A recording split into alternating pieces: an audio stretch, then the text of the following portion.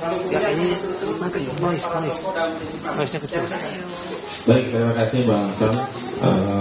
Bismillahirrahmanirrahim. Assalamualaikum warahmatullahi wabarakatuh.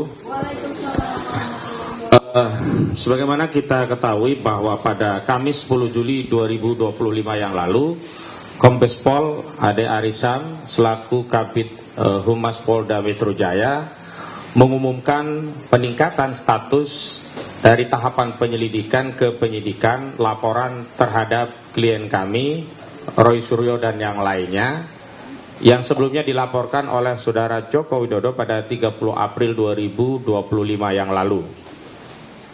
Menurut Polda Metro Jaya, peningkatan status ini bukan hanya terkait laporan Saudara Joko Widodo, tetapi juga sejumlah laporan dari Polres lainnya yang dilimpahkan atau dikonsolidasi oleh Polda Metro Jaya. Ada 5 laporan dari Polres yang lainnya dan kami pernah mendapatkan undangan klarifikasi.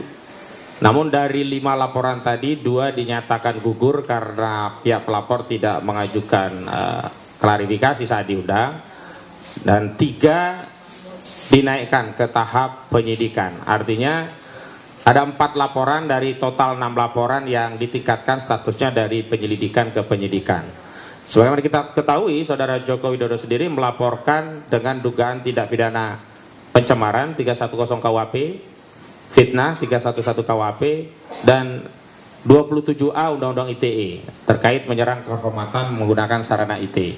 Namun di luar itu kami juga menyebut ini penyelundupan hukum ya. Saudara Joko Widodo melaporkan dengan pasal 35 Undang-Undang ITE yang ancaman pidananya 12 tahun penjara, juga pasal 32 Undang-Undang ITE yang ancaman pidananya 8 tahun penjara. Ini yang dulu sering kami sebut upaya untuk kriminalisasi, karena dimasukkan pasal-pasal yang tidak relevan dengan delik pencemaran dan fitnah dengan target kalau nanti statusnya naik ke penyidikan dan ditetapkan tersangka, polisi bisa menggunakan kewenangan untuk melakukan penahanan berdasarkan KUHP karena ancaman pidana yang bisa ditahan itu minimum 5 tahun penjara.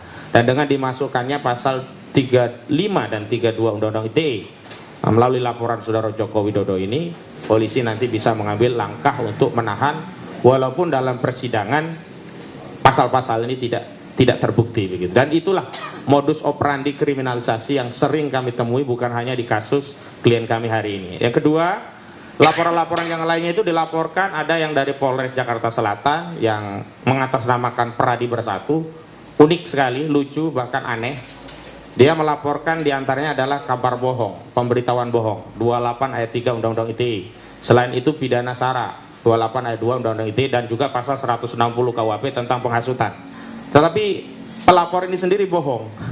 Dia menuduh kami mengedarkan kabar bohong, klien kami ya. Pelapor sendiri mengedarkan pemberitahuan bohong. Apa pemberitahuan bohongnya? Kemana-mana mengaku yang melaporkan adalah Peradi Bersatu. Tetapi saat kami diundang klarifikasi, tidak ada satupun laporan dari para pelapor itu yang namanya disebut sebagai atas nama Peradi Bersatu. Ada yang laporan yang diminta untuk klarifikasi itu antaranya yang pertama Andi Kurniawan, yang kedua Samuel Sweken, Kapriani, Lesumanan, dan Kahan Rahayan. Ada satu Samuel Sweken ya. Jadi tidak ada satupun atas nama Peradi Bersatu. Di dalam sebuah diskusi media ketika kami soal itu ya kebingungan begitu, dan saya terus terang tersinggung karena saya anggota Perhimpunan Advokat Indonesia atau Peradi, dan saya sebenarnya tidak terima ada organisasi dimanfaatkan untuk kegiatan yang bisa kita kategorikan ikut-ikutan mengkriminalisasi begitu. Nah, yang kedua tentu kami harus memberikan sikap terhadap apa yang sudah diumumkan. Sikap kami yang pertama tentu saja ini tindakan yang terlalu dini atau bahasa hukumnya itu prematur. Apa prematurnya? Pertama, kasus pencemaran ijazah palsu ini tidak bisa dilepaskan dengan kasus dugaan pemalsuan dokumen yang sudah dilaporkan di Barreskrim Mabes Polri.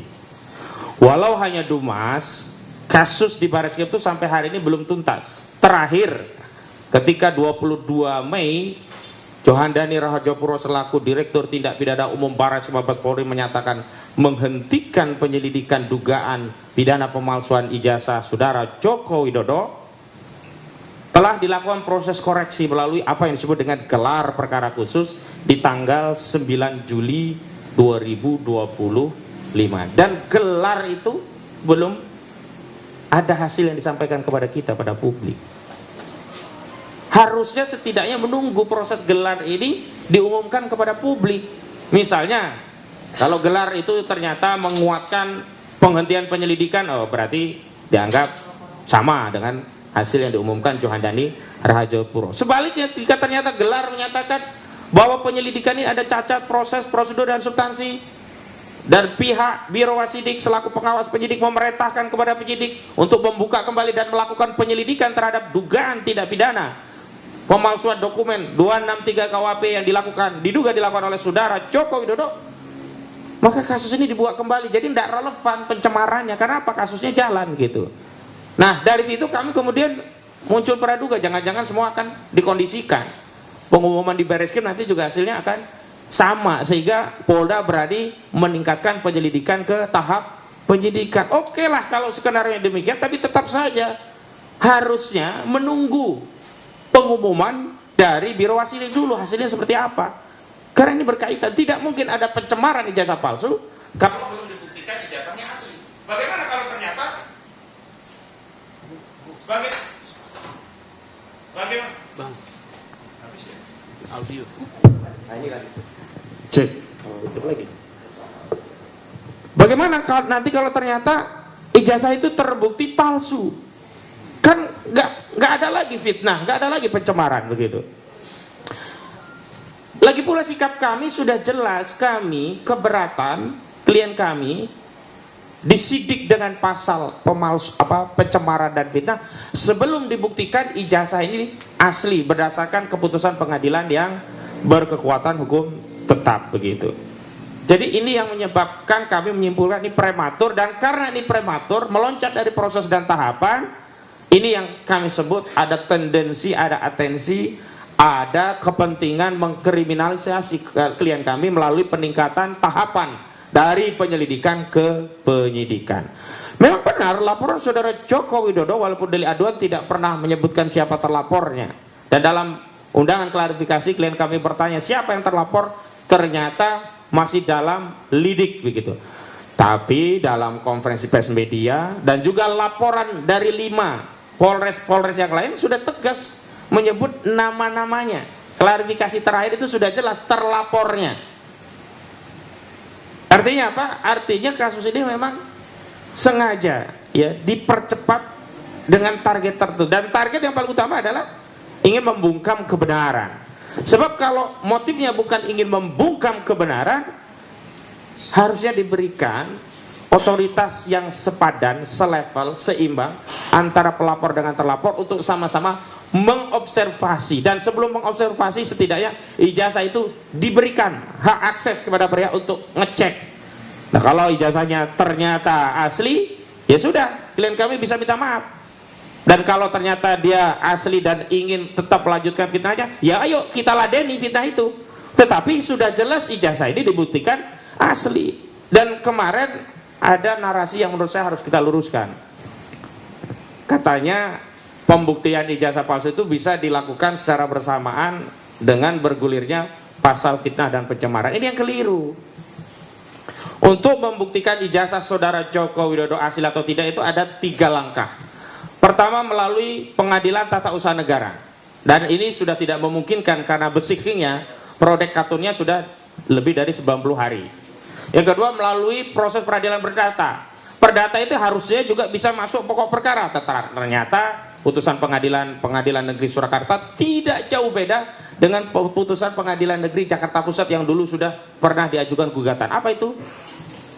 Dinyatakan pengadilan tidak berwenang untuk mengadili kasus ijazah palsu saudara Joko Widodo. Lah kalau pengadilan tidak berwenang, lalu kemana rakyat yang mencari keadilan kalau pengadilan sendiri menyatakan tidak berwenang? Ini kan sama saja ngelempar masalah ini kepada publik. Kita bingung, katanya apa, pengadilan negeri nggak berwenang. Kenapa? Itu kewenangan pengadilan PT UN. Lalu nanti bawa ke PT UN, pengadilan PT UN nggak berwenang. Kenapa? Karena sudah lewat 90 hari. Lalu kemana ini rakyat mencari keadilan, begitu loh. Nah sekarang satu-satunya tinggal melalui pidana. Nah kalau melalui pidana, untuk membuktikan ijazah itu asli atau tidak, bukan melalui pasal pencemaran, tetapi 263 terkait pasal dugaan pemalsuan dokumen. Sehingga yang harus diteruskan itu adalah proses di Barreskrim, bukan yang di Polda. Coba adil gak? Klien kami dilaporkan hanya potensi masuk penjara, tapi untuk dalam rangka membuktikan ijazah saudara Joko Widodo asli. Ya kan gak seimbang posisinya, karena sudah posisi nanti jadi terdakwa. Sementara hari ini yang tertuduh, yang pertamanya harus diadili dulu itu saudara Joko Widodo, yang hari ini prosesnya masih dalam tahap gelar perkara khusus dan belum ada pengumuman. Dan yang ketiga, apa yang kami sebut prematur itu juga kita tahu lah. Ini kan sudah menjadi bukan rahasia publik ya, sudah menjadi pengetahuan publik. Kasus ini kan bukan kasus Roy Suryo dan kawan-kawan loh. Ini sudah kasusnya rakyat. Kita tahu saat konferensi pers Kombes Pol Ade Arisan Indardi ketika ditanya oleh media, pelapor saudara Joko Widodo saat membuat laporan polisi, apakah ya termasuk skripsi melampirkan ijazah asli? Apa jawabannya? Fotokopi. Tadi sudah dijelaskan, fotokopi. Asli atau tidak Pak? Fotokopi. Asli atau tidak Pak? Fotokopi. Lalu pertanyaannya, bagaimana mungkin bukti dari pelapor yang hanya fotokopi kemudian segera dinaikkan tahapannya ke tahapan penyidikan, yang ujung daripada penyidikan itu akan ada tersangka. Harusnya kalau memang mau dinaikkan, ya ijazah saudara Joko Widodo yang katanya asli tadi disita oleh Polda Metro Jaya, dilakukan tes laboratorium forensik ya, lalu hasilnya itu baru dijadikan dasar untuk menaikkan tahapan ke penyidikan. Oh benar, ini berarti ada fitnah. Kenapa? Ternyata indikasinya ijazah ini adalah asli, begitu loh. Bahwa benar sudah ada uji laboratorium forensik, tapi itu di Barreskrim. Dan itu hanya Dumas, kepentingan uji itu untuk Dumas, dan sudah digunakan untuk menghentikan Dumas penyelidikan. Tidak bisa hasil dari Barreskrim dipinjam oleh Polda atau disita oleh penyidik Polda untuk melanjutkan kasus dugaan fitnah dan pencemaran. Harus disita oleh penyidiknya berdasarkan LP-nya, LP saudara Joko Widodo itu, gitu loh. Lalu kami juga heran, aneh sampai hari ini bertanya-tanya, walaupun kami sudah tahu jawabannya.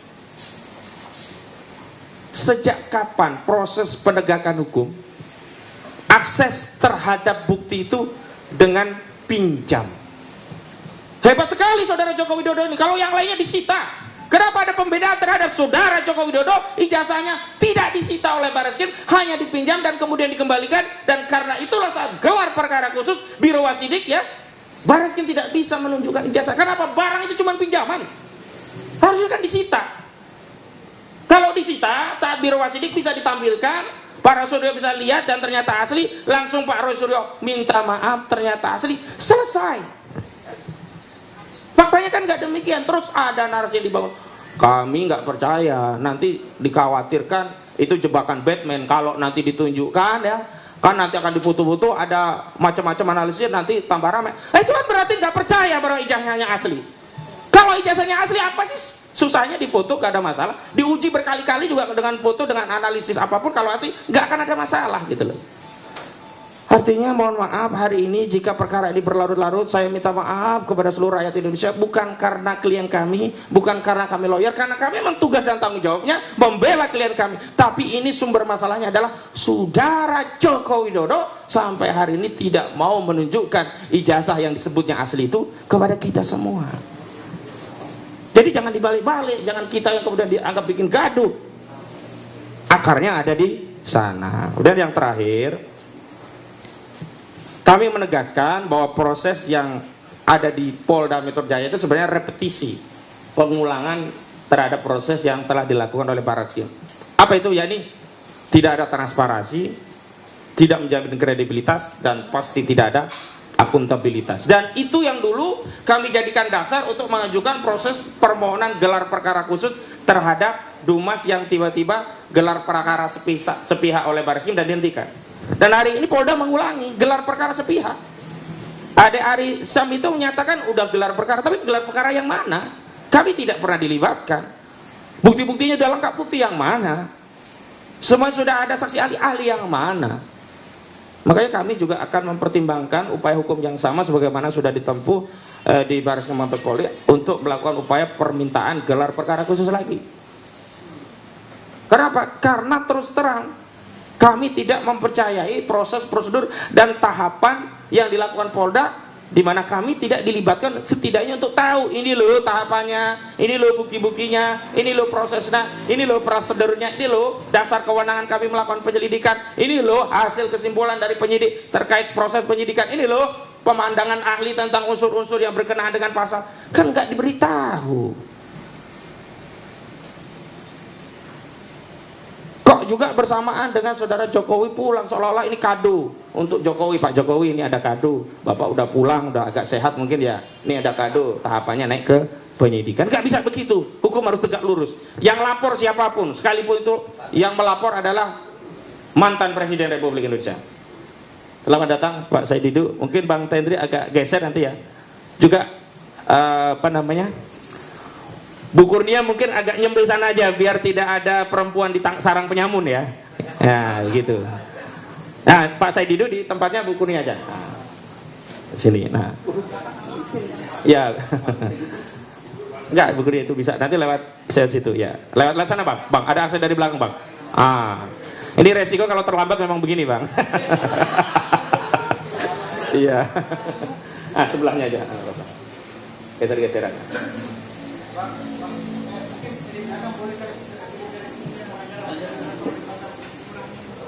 Ya.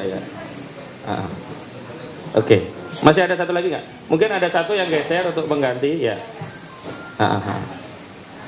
Yang penting cukup. Baik, saya lanjutkan. Jadi ketika kami rencana mengambil upaya hukum untuk mengajukan gelar perkara khusus, itu adalah bagian dari proses agar apa yang dilakukan oleh institusi kepolisian yang kita sayangi, kita cintai itu benar-benar transparan, kredibel dan akuntabel, sehingga apa? Hasilnya bisa dipertanggungjawabkan kepada publik. Dan tentu saja terkait apa yang akan dilakukan tim kami nanti juga Bang Rizal Fadila juga sudah menyiapkan rencana lanjutan terhadap proses digelar perkara khusus. Kami ingin tegaskan ada dua hal yang berbeda. Gelar perkara khusus kemarin itu hanya mengevaluasi proses yang sudah dijalankan oleh Bareskrim Mabes Polri, tidak membahas tentang bukti baru apa yang dimiliki oleh pelapor, tidak.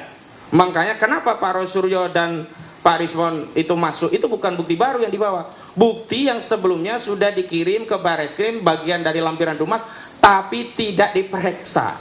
Ini kan sudah ada motif kalau begitu, hanya memeriksa sesuatu yang menguntungkan dari pihak Saudara Joko Widodo yang kesimpulan akhirnya adalah dihentikan, sementara dari Pendumas ditinggalkan. Makanya kita minta gelar perkara lagi, lalu dievaluasi apa yang hasil dari Bareskrim, termasuk kita jelaskan ada bukti-bukti ahli, keterangan ahli yang kemarin belum sempat diproses oleh Bareskrim. Jadi begitu, tidak terkait novum atau bukti baru ya. Nah, adapun terkait bukti baru, nanti Bang Rizal Fadila akan menjelaskan kenapa. Karena seiring dengan perjalanan kasus ini, ternyata makin kesini makin kita temukan banyak dokumen, keterangan dan selebihnya yang makin menguatkan bahwa ijazah Saudara Joko Widodo ini memang bermasalah. Saya kira itu saja penjelasan saya, dan mohon maaf Pak Nur Sam, untuk biar lebih tahu dulu mungkin bisa dibacakan dulu oleh Pak Samsir Jalil karena sudah jadi nanti. Setelah ini pembacaan dulu. Baik, saya kembalikan kepada Pak Nur Sam. Ya, makasih. Kita ke itu ya, pembacaan penekanannya kan sederhana sebenarnya, bahwa sampai hari ini belum ada kepastian soal ijazah Jokowi. Pengadilan hanya menyatakan bahwa tidak berwenang memeriksa. Itu jadi clear. Jadi tidak boleh ada menjustifikasi, ini kan sudah selesai, tidak bisa. Karena ini belum gitu ya. Karena tidak masuk di pokok perkara. Ke Samsid. Kita masuk ke ini ya, pembacaan pernyataan sikap dari kami, langkah-langkah apa yang akan di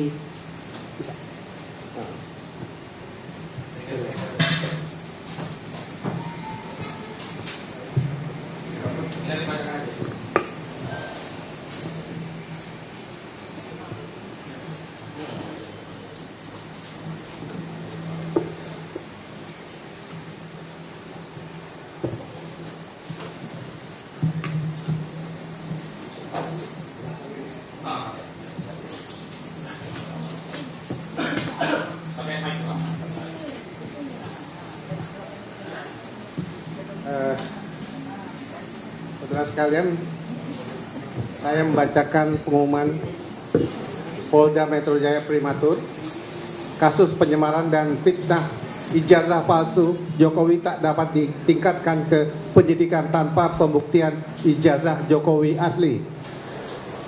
Polda Metro Jaya telah mengumumkan kasus laporan tuduhan ijazah palsu Jokowi dinaikkan dari tahap-tahap penyelidikan ke penyidikan. Hal itu telah disampaikan oleh Kabid Humas Polda Metro Jaya, Kombes Polisi Ade Arisam Indradi pada hari Kamis 10 Juli 2025. Berkenaan dengan hal itu, kami, tim advokasi anti kriminalisasi akademisi dan aktivis selaku kuasa hukum Roy Suryo, Rismond Sianipar, Rizal Fadilah, Kurnia Tri Royani menyampaikan pandangan hukum sebagai berikut. Pertama, peningkatan status penyelidikan kasus dugaan pencemaran dan fitnah soal ijazah palsu yang diajukan oleh Saudara Joko Widodo ke tahap penyidikan tidak memiliki dasar hukum, mengingat seseorang hanya dapat dinyatakan melakukan pencemaran dan fitnah ijazah Jokowi palsu setelah dibuktikan ijazah Saudara Joko Widodo asli. Bukti hukum bahwa ijazah Jokowi asli harus berdasarkan putusan pengadilan yang berkekuatan hukum tetap, karena hanya putusan pengadilan yang bisa memberikan deskripsi yang otoritatif secara hukum untuk menyatakan ijazah Saudara Joko Widodo. Dalam kasus ini, ijazah Saudara Joko Widodo belum pernah dibuktikan oleh putusan pengadilan asli. Bahkan Saudara Joko Widodo hanya bermodal ijazah fotokopi saat membuat laporan polisi ke Polda Metro Jaya. Hal mana telah ditegaskan oleh Kombes Polisi Ade Arisam Indradi dalam konvers menjawab pertanyaan media dengan menegaskan bukti ijazah Joko Widodo yang dimiliki penyidik Polda Metro Jaya hanya berupa fotokopi. Dalam hukum pembuktian, dokumen fotokopi tidak memiliki kekuatan hukum dan bukan termasuk alat bukti yang sah sebagaimana dimaksud dalam pasal 184 KUHP. Kedua, kasus dugaan pemalsuan dokumen ijazah Joko Widodo saat ini sedang diperiksa oleh Biro Wasidik Bareskrim Polri melalui gelar perkara khusus pada tanggal 9 Juli 2025 lalu. Hingga saat ini belum ada pengumuman hasil atau kesimpulan dari gelar perkara khusus tersebut. Karena itu, tindakan Polda Metro Jaya yang meningkatkan status penyelidikan dugaan pencemaran dan fitnah ijazah palsu Joko Widodo terlalu prematur. Bahkan ada dugaan kuat karena ada pesanan dan desakan dari pihak-pihak tertentu. Mengingat hasil gelar perkara khusus Biro Wasidik Bareskrim Polri dapat memerintahkan penyelidikan ulang kepada Ditpidum Bareskrim Polri yang sebelumnya telah menghentikan dumas dugaan ijazah palsu Saudara Joko Widodo. Ketiga, proses gelar perkara yang dilakukan oleh Polda Metro Jaya soal kasus pencemaran dan fitnah ijazah palsu Joko Widodo dengan hasil meningkatkan status penyelidikan ke tahap penyidikan tidak transparan, tidak kredibel, dan tidak akuntabel. Keputusan sepihak tanpa melibatkan klien kami selaku pihak terlapor dalam perkara tersebut. Polda Metro Jaya kembali melakukan tindakan ceroboh seperti yang dilakukan Bareskrim Mabes Polri yang mengumumkan sepihak penghentian dumas dugaan ijazah palsu Jokowi. Karena itu kami juga mempertimbangkan akan mengambil upaya hukum dengan meminta proses gelar perkara khusus atas peningkatan status penyelidikan ke tahap penyidikan dugaan pencemaran dan fitnah yang diumumkan oleh Polda Metro. Demikian pernyataan hukum disampaikan. Terima kasih. Jakarta 14 Juli 2025. Tim Advokasi Anti Kriminalisasi Akademisi dan Aktivis. Tertanda Petrus Salestinus SH, Koordinator Litigasi, Ahmad Hozinuddin SH, Koordinator Non Litigasi. Sekian, terima kasih. Ya, makasih Pak Samsir Jalil gitu ya. Pembacaan pernyataan sikap kita ini kalau kita lihat, kita dengarkan seolah-olah ini ada kejar-kejaran gitu ya antara Barreskrim, Polda gitu.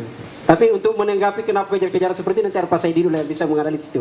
Kita ke Pak Rizal Fadila dulu. Apa langkah hukum yang akan dilakukan dalam waktu yang sesingkat-singkatnya? Ya. Assalamualaikum warahmatullahi wabarakatuh. Tentu langkah hukum yang akan diambil adalah menyampaikan kepada pihak Barreskrim untuk mengambil keputusan. Desakannya adalah bahwa terdapat unsur pidana pada proses penyelidikan di Barreskrim ya, dengan terlapor Joko Widodo, pasal 263, 264, 266 KUHP. Jadi kita sangat yakin dan akan menyampaikan bahwa penyelidikan yang lalu itu terdapat unsur pidana. Karenanya harus ditingkatkan ke proses lanjutan, ke penyidikan sampai ke proses peradilan, di mana Joko Widodo tentu sebagai pihak pesakitannya atau terdakwanya. Yang kedua adalah tentu saja berkaitan dengan respon terhadap peningkatan penyelidikan ke penyidikan tadi yang di Polda Metro, karena terlibat juga pihak-pihaknya adalah kami juga begitu, adalah bahwa sebetulnya itu tidak memenuhi unsur pidana. Karena apa? Karena satu yang berkaitan dengan pencemaran fitnah atau yang diadukan dari keaduan oleh Joko Widodo itu tadi harus berbasis dulu pada keputusan tentang asli atau palsunya dokumen. Tanpa adanya keputusan itu tidak akan ada pencemaran, tidak akan ada juga fitnah gitu. Jadi tidak mungkin. Oleh karena itu dari mana unsur pidananya sudah terbukti. Lalu yang 5 lagi laporan gitu. Pada umumnya di antara para pihak yang dilaporkan atau dimintakan keterangan klarifikasinya menyatakan keberatan atas legal standing daripada pelapor. Dan itu dituangkan dalam berita acara klarifikasi. Sehingga dengan begitu unsur pidananya di mana? Jadi tidak ada unsur pidana pada yang 5 laporan dan pada 1 laporan Joko Widodo. Oleh karena itu ketika dinaikkan ke penyidikan, saya kira ini merupakan yang disebut kriminalisasi. Itulah keberatan dari kuasa hukum tadi yang disampaikan sebagai pernyataan sikapnya. Nah, khusus mengenai yang di Barreskrim itu kan belum selesai gitu ya. Bahwa gelar perkara khusus yang dilakukan kemarin itu belum sampai pada konklusi hukum. Belum gitu kan. Artinya apa? Pada gelar perkara khusus kemarin itu pada tahap ke-1 itu baru menerima informasi dari penyidik gitu kan. Penyidik yang di dalamnya ada penyelidik. Informasinya tidak beda dengan yang diumumkan pada tanggal 22 Mei 2025. Berarti tidak ada sesuatu yang baru gitu. Bahkan dari pihak kita yang disebut pelapor atau pengadu mas begitu menyampaikan keberatan atas pengumuman tanggal 22 Mei tersebut, dan itu diungkapkan di gelar perkara khusus tadi gitu. Jadi sifatnya sudah ada penyampaian yang belum ada tindak lanjut. Nah, mungkin nanti saya ingin menegaskan tentang dasar-dasar pentingnya tindak lanjut itu begitu dalam kaitan dengan pasca gelar perkara khusus yang telah disampaikan kemarin, yang sebetulnya dari pihaknya penyidik, yang di dalamnya ada penyelidik, itu tidak ada sesuatu yang baru selain yang pernah diuraikan 22 Mei 2025. Saya kira itu poinnya. Nah, bagaimana langkah kita akan kita lakukan? Saya kira nanti siang, gitu kan, pas pertemuan hari ini, kami akan, khususnya TPUA dan tim kuasa hukum, akan datang ke Bareskrim, gitu, menyampaikan bukti tambahan pendalaman penyelidikan, gitu, untuk mengambil konklusi bahwa penyelidikan belum selesai, gitu ya. Nanti siang kita akan sampaikan itu di Bareskrim, khususnya kepada Karo Wasidik Bareskrim Mabes Polri, itu siang ini. Nah, apa poinnya? Begini, pasca gelar perkara khusus, harapan agar proses penyelidikan dapat berlanjut hingga tahap penyidikan dan lanjutannya. Itu yang kita akan mohonkan dan kita desak. Karena alasannya begini.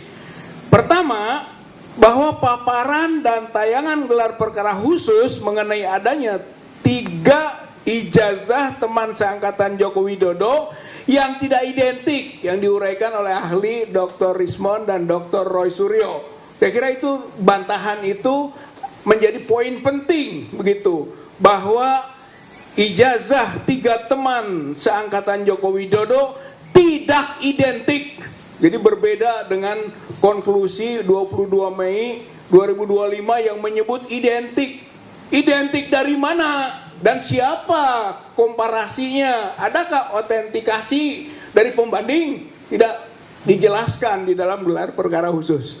Kami menyampaikan sesuai dengan uraian Dr. Roy Suryo, khususnya mengenai 3 ijazah itu, yaitu Pronojiwo 115, Hari Mulyono 116, Sri Murtiningsih 117, patut untuk dijadikan dasar adanya unsur pidana pada ijazah palsu Joko Widodo, karena dibandingkan dengan ijazahnya Joko Widodo tidak identik. Kalau tidak identik, ada unsur pidana. Itu, ini yang disebut dengan dasar kenapa harus ditingkatkan ke proses penyidikan dan seterusnya. Itu yang pertama.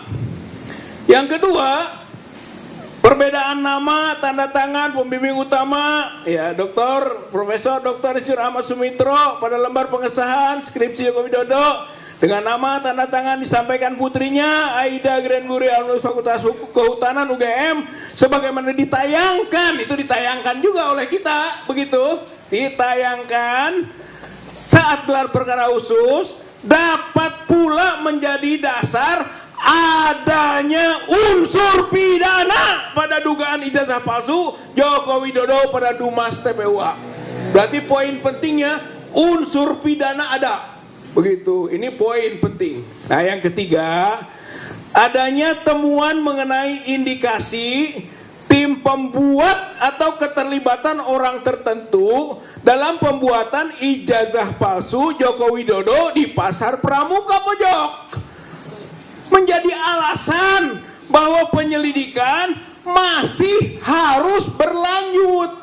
Itu poinnya. Penyelidikan itu tidak boleh dihentikan. Hasil gelar perkara khusus tidak boleh sampai pada konklusi menghentikan penyelidikan seperti 22 Mei 2025 yang lalu.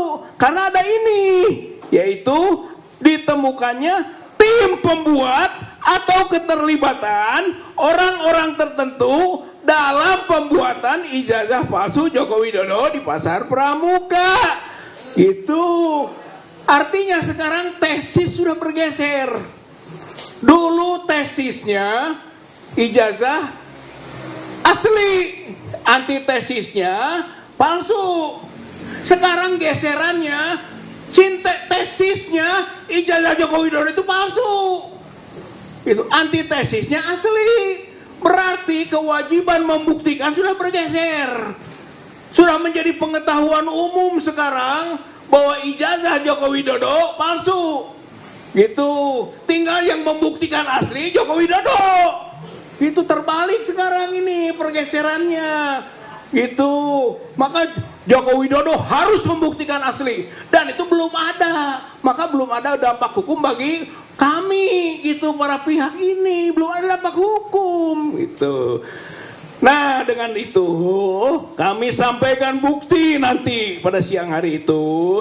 Satu, video podcast Topi Merah dengan Refli Harun pada RH Channel dengan analisis error level analysis, ELA, luminance gradient analysis, face comparison, face recognition, dan lain-lainnya yang menunjukkan tidak identik dan dugaan kuat palsunya ijazah Joko Widodo.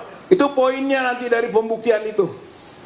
Yang kedua, video podcast Darmawan Sepriosa dengan mantan Intel Bin, ya, Bapak Kolonel Purnawirawan Sri Rajasa Chandra, dalam acara Madilo Forum Keadilan TV mengenai investigasi pembuatan dokumen palsu di Pasar Pramuka Pojok yang memperkuat dugaan pembuatan ijazah palsu Joko Widodo antara tahun 2012 sampai 2014.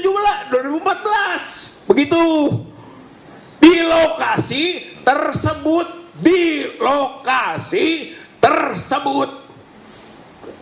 Yang ketiga, tayangan dari KNC Opposite Channel mengenai keterlibatan tim inti pembuat ijazah palsu Joko Widodo, yakni David Agus Yunanto, Anggit Nugroho, Muhammad Isnaini, Widodo, Eko Sulistyo, Sigit Widiaman, dan Paiman Raharjo. Penyebutan nama tersebut patut menjadi alasan pemeriksaan kebenarannya oleh pihak kepolisian dalam rangka penyelidikan atau penyidikan. Konklusinya, satu, unsur pidana itu terbukti dalam proses ini. Kedua adalah penyelidikan tidak boleh dihentikan. Jadi Mabes Polri tidak boleh menghentikan penyelidikan karena masih ada agenda-agenda yang harus diteruskan dalam proses penyelidikan atau penyidikannya. Saya kira itu agenda terdekat kita. Nanti siang ini akan kita sampaikan. Bahkan kalau perlu kita komunikasikan lebih dalam kepada pihak Karo, Wasidik, Bareskrim, Mabes Polri. Saya kira ini yang bisa disampaikan mengenai agenda terdekat. Terima kasih. Wassalamualaikum warahmatullahi wabarakatuh. Assalamualaikum warahmatullahi wabarakatuh. Ya, terima kasih Pak Rizal Fadila gitu ya, prinsipal. Sekali lagi saya ingatkan teman-teman, ini ada banyak tokoh di sini ya. Bahkan yang disebut tadi Pak Chandra gitu ya, ada hadir juga di sini. Lalu, tapi sebelum beliau menanggapi lebih jauh soal di Pramuka itu, kita ke Mas Roy dulu ya. Ini seperti ada temuan baru nih, gitu ya. Di depan saya masih fotokopi juga, tapi katanya asli di belakang gitu ya. Bismillahirrahmanirrahim. Assalamualaikum warahmatullahi wabarakatuh. Salam sejahtera untuk kita semuanya. Om Swastiastu, Namo Buddhaya.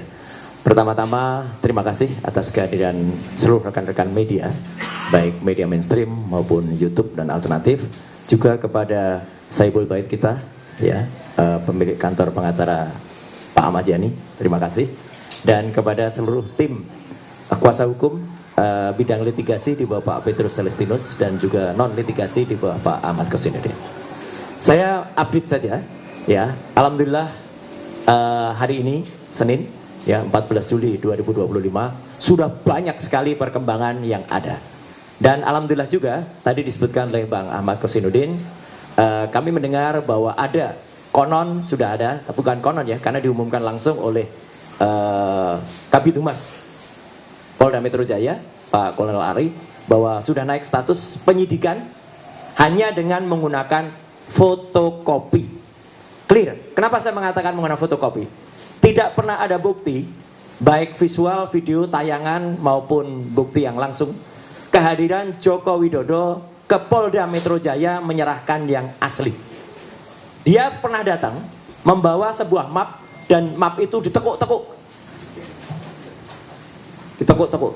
Kalau ditekuk-tekuk jelas tidak mungkin itu ijazah asli, karena ijazah asli itu kaku sekali dan mapnya adalah map yang sangat tebal, map kulit. Memang pernah ada seseorang bernama Wahyudi mengantarkan yang konon, nah ini saya sebut konon karena penampakan nggak pernah kelihatan. Konon sebuah ijazah dalam tanda kutip ke Mabes Polri, ke Bareskrim, itu ada orang. Tapi kemudian hanya beberapa hari dikembalikan tanpa disita. Jadi artinya Kolonel Ade Ari ketika ditanya teman-teman media, clear betul ditanyakan asli atau fotokopi. Tadi diulangi berkali-kali oleh Pak Kasenidin. Fotokopi. Fotokopi. Teman-teman tahu semua, dalam hukum fotokopi bukan bukti. Clear ya.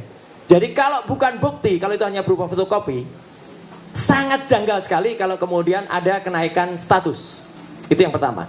Yang kedua soal kenaikan status adalah kalaupun dipaksakan atau nekat dinaikkan, maka nanti pada yang harus diperiksa pertama adalah pelapor. Joko Widodo harus datang duluan ke Polda Metro Jaya, bukan kemudian sudah ada sounding-sounding minggu ini kami akan dipanggil. Itu urutannya salah besar. Joko Widodo dulu harus dipanggil. Kemudian saksi-saksi dari pihak pelapor yang dipanggil duluan. Ahli, panggil lagi semuanya di sana. Dan yang paling menarik, ini ada perkembangan dari ahli yang katanya ahli ya, yang disebut ahli digital forensik. Pada saat gelar pendapat khusus di Bareskrim, dia mengakui dia bukan ahli analog. Jadi kalau dia sendiri dihadirkan, makan tuh kata-katanya. Buat apa dia dihadirkan? Untuk sebuah bukti yang sifatnya analog. Jadi dia tidak berhak untuk menjadi ahli dalam kasus di Polda Metro Jaya. Kalau itu dipaksakan lucu. Dan dia waktu itu di Bareskrim, sebenarnya kami waktu itu bisa menolaknya karena dia tidak mendapatkan surat tugas. Kami, saya, Dr. Ismon, Dr. Tifa, Dr. Taufik, itu ada di surat tugas yang diserahkan kepada Karwasidik. Ahli digital forensik yang katanya ahli itu tidak mendapatkan surat tugas, jadi dia harusnya bisa ditendang keluar. Tapi ke atas kebaikan hati kami tidak menendang keluar. Kenapa? Kami ingin mendengar apa paparan keahliannya. Ternyata ini fakta teman-teman semua. Dan ini bisa ditanyakan kepada Karwasidik dan seluruh peserta gelar. Tidak ada satupun presentasi ilmiah yang ada. Dia bahkan melakukan ad hominem, menyerang secara pribadi Dr. Resmond, menyerang saya, menyerang teman-teman. Jadi kualitasnya sangat-sangat diragukan yang katanya ahli itu tadi. Ya, kalau itu mau dilakukan. Jadi saya menyebutnya dia ahli sastra. Kenapa ahli sastra? Hanya bisa omon-omon saja. Ya, itu faktor yang pertama yang paling penting. Nah, ini tadi yang sudah dibocorin oleh Pak Sam. Yang kedua sekarang, lebih berkembang dari tadi yang sudah disampaikan Pak Rizal Fadilah. Terima kasih. Jadi saya nggak perlu ngulangi. Karena kami terus dipertanyakan kemarin, ini kan buktinya harus analog, harus ada bukti asli. Hari ini, Senin, 14 Juli 2025, kami selaku prinsipal menyatakan, kami sudah memegang 5 bendel bukti asli, ijazah asli dari Universitas Gadjah Mada. Bukan hanya fotokopi, tapi ijazahnya asli. Jadi ijazah yang bisa pegang bukan hanya ijazah, lengkap dengan transkrip nilai, lengkap dengan semua bukti-bukti, dan diserahkan langsung oleh, terima kasih untuk kakak-kakak kelas saya, mahasiswa UGM yang asli. Dan itu adalah dari Fakultas Kehutanan yang lulus angkatan 85. Jadi itu pada periode tahun 85 dari Fakultas Kehutanan Universitas Gadjah Mada yang asli. Jadi kami sudah mendapatkan tim hukum termasuk tim advokasi, kami sudah mendapatkan, dan mohon izin masih di tangan kami karena atas pesan dari yang bersangkutan kami memegang amanah betul. Jangan ditunjukkan dulu, nanti di pengadilan baru ditunjukkan. Tapi saya tidak mau hanya omon-omon, saya tunjukkan nanti analisisnya. Jadi fakta ini bukan cuma omon-omon seperti pihak sono ya.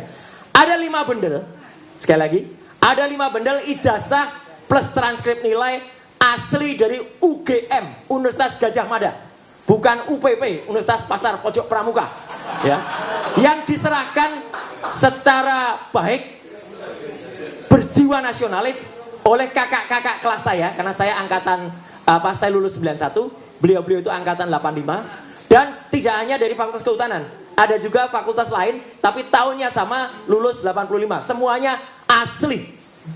Dan apa bedanya? Ternyata perbedaannya sangat tajam dengan yang disebut ijazah miliknya Joko Widodo. Apa ketajamannya? Ini baru saya katakan. Saya sedikit contoh saja pakai ijazah saya sedikit ya. Ini ijazah asli saya.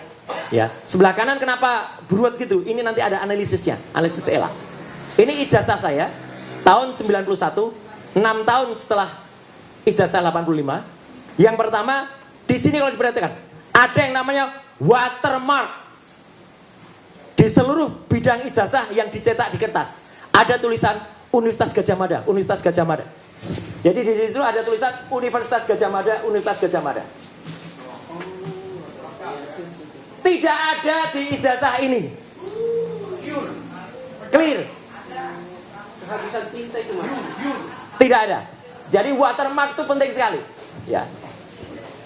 Saya sampaikan bukti ini semacam yang disampaikan Dr. Tifa kemarin sore, ya. Tapi tetap saya dengan Dr. Tifa tidak atau belum menunjukkan yang lembar aslinya dulu, karena itu akan di pengadilan. Tapi kami menunjukkan analisis. Yang kedua, ada yang namanya emboss.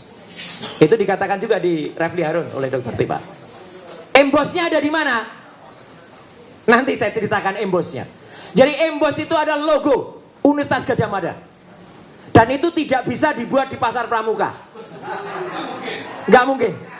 Ada emboss yang ada di situ, nembus sampai belakang. Yang ketiga, ada benang kertasnya. Jadi kertas ini genuine. Ada benang kertasnya. Saya bisa tunjukkan di ijazah asli milik saya. Mohon maaf kalau Anda lihat nama saya kok tidak mirip ya. Kok di situ terbaca Suryo Udoro. Kan saya Suryo Noto Dibrojo. Iya, Bapak Ibu, saya mendapatkan pergantian nama dari Roy Suryo Udoro menjadi KRMT Roy Suryo Noto Dibrojo. Asli juga itu, ya. Dari Keraton Pakualaman. Keraton Pakualaman dan Keraton Jogja, gelarnya tidak bisa dibeli. Asli. Lain dengan seseorang dari pasar pramuka yang tiba-tiba jadi KPH. Kanjeng Pangeran Haryo. Pangeran Haryo dari mana dia? Ya, atau ada orang yang tiba-tiba namanya Pangeran Mangkubumi. Pangeran dari mana dia? Ya. Nah, itu ya. Jadi jangan menyoal soal nama. Yang ketiga, ada logo di tengah dengan tinta tertentu. Yang tinta itu unik. Kadang-kadang tinta itu tembus sampai belakang kalau yang di aslinya. Karena tinta itu terbuat dari barang yang mahal. Itulah kalau ijazah asli. Dan yang kelima, ijazah saya sudah tidak ada. Tetapi di ijazah tahun sampai dengan tahun 85 memang masih ada yang namanya meterai. Meterainya nilainya tertentu. Kalau nilainya salah berarti ijazahnya palsu. Tahun 85 nilai dan warna meterainya adalah tit. Saya sembunyikan dulu untuk bukti nanti di pengadilan. Nah, jadi teman-teman semua, ada 5 kategori perbedaan ijazah asli milik 5 bundel sahabat-sahabat, maaf, kakak-kakak kelas saya alma mater, yang se-alma mater Universitas Gadjah Mada, yang sekali lagi terima kasih kakak-kakakku, Anda telah benar-benar dan ini undangan juga terbuka untuk semua aktivis, semua alumnus Universitas Gadjah Mada. Silakan kalau Anda ingin menyerahkan itu, boleh ke kuasa hukum, boleh ke kami, boleh ke Dr. Rismon atau juga ke Dr. Tifa.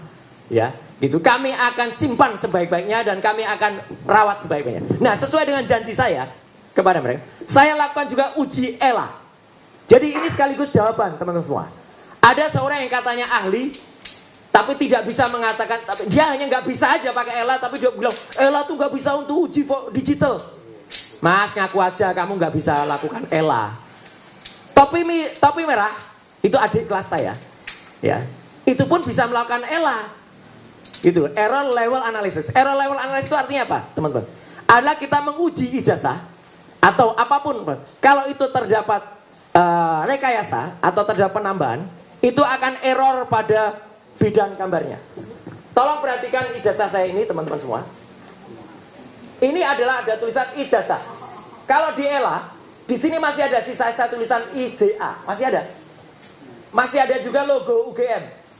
Masih ada juga bagian foto saya. Masih ada juga tanda tangan dari rektor. Masih ada juga watermark, embossnya sebenarnya masih ada. Di ELA kelihatan. Inilah ijazah yang disebut milik Joko Widodo di tahun 85. Maaf. Kelihatan nggak bedanya, teman-teman semua? Ini gambar jelas yang masih ada tulisannya.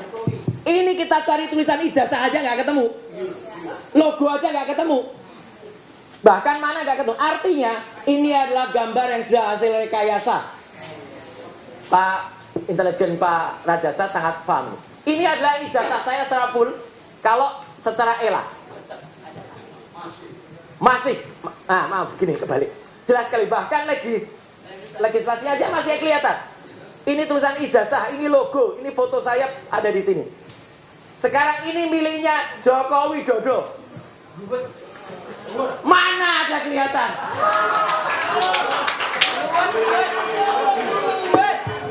Tidak ada sama sekali. Tidak ada. Sama sekali. Gelap kayak orangnya katanya. Enggak, Bu, ya. Kita enggak minum, tapi artinya tidak ada. Dan hasil analisis ELA ini saya pertanggungjawabkan kepada dunia akhirat. Allahu Akbar. Tidak ada hasil pada lembar yang disebut miliknya Joko Widodo. Tidak otentik. Jadi bukan hanya identik. Dan saya sudah mohon izin kepada yang bersangkutan. Saya tidak tampilkan aslinya, tapi saya tampilkan analisis ELA-nya. Ini adalah ijazah asli angkatan 85 Fakultas Kehutanan, seangkatan dengan Joko Widodo. Ada semuanya. Masih kelihatan. Tulisan ijazahnya ada, bekas logonya ada, kemudian watermarknya juga masih ada. Ya, yang 5 juga sama. Yang 4 lainnya juga sama. Aslinya ada. Jadi saya tidak hanya berani menunjukkan analisisnya, saya tidak hanya berani digitalnya, analognya ada, dan ijazah itu asli semuanya, diserahkan langsung oleh masing-masing yang bersangkutan kepada kami, ya, dan itu siap untuk dipertanggungjawabkan. Artinya apa? Ini adalah bendel bukti yang menambah, jadi tidak mengurangi, Pak. Menambah bukti yang tadi disampaikan oleh Pak Rizal Fadila. Dan bukti-bukti ini siap untuk dibawa juga ke Bareskrim. Ya, clear ya. Nah, kemudian sedikit sebelum nanti Pak Kolonel Chandra Rajasa bisa menyampaikan, saya pun tidak hanya omong-omong. Saya terjun langsung ke Pasar Pramuka. Buktinya ada di salah satu TV nanti malam. Tayangannya namanya Dipo Investigasi. Ya. Dan akan saya presentasikan lusa di acara namanya Rakyat Bersuara, ya, bersama Dr. Tifa dan bersama Dr. Taufik, ya. Itu kami akan cerita detail banget soal ini. Artinya apa? Nanti Pak jelaskan. Saya juga sudah mendapatkan bukti temuan yang namanya, saya sulit nyebutnya profesor ya, karena profesor kok hanya 2 bulan. Dia dapat profesor itu 2 bulan, dan itu dia ngaku sendiri, dari tukang sapu jadi profesor. Profesornya hanya 2 bulan, ya. Nah itu, yang itu pun kalau di halaman Dikti, di website Dikti itu juga gak jelas, karena katanya S2-nya di, kok bukan Pasar Pramuka, tapi di Mustopo Beragama, tapi ada yang nyebut S2-nya di kampus lain. Jadi gak jelas itu, ya, sekolah 2. Dan dia jelas betul masih menyelenggarakan acara halal bihalal di belakang Pasar Pojok Pramuka. Jadi bohong kalau dia mengatakan dia tidak pernah lagi ke Pasar Pramuka sejak tahun 2002. Dia masih 1 Mei 2025.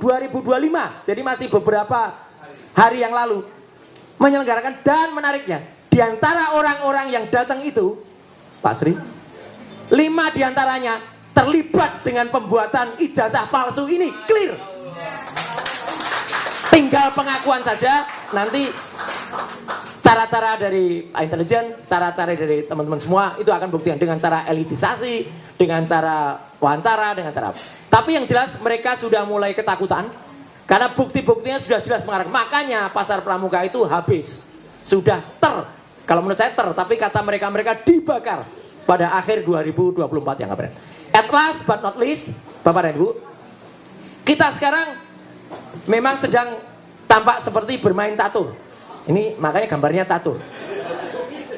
Siapa yang cepat, siapa yang menang. Tapi kita semua sedang melawan sesuatu yang sangat jahat.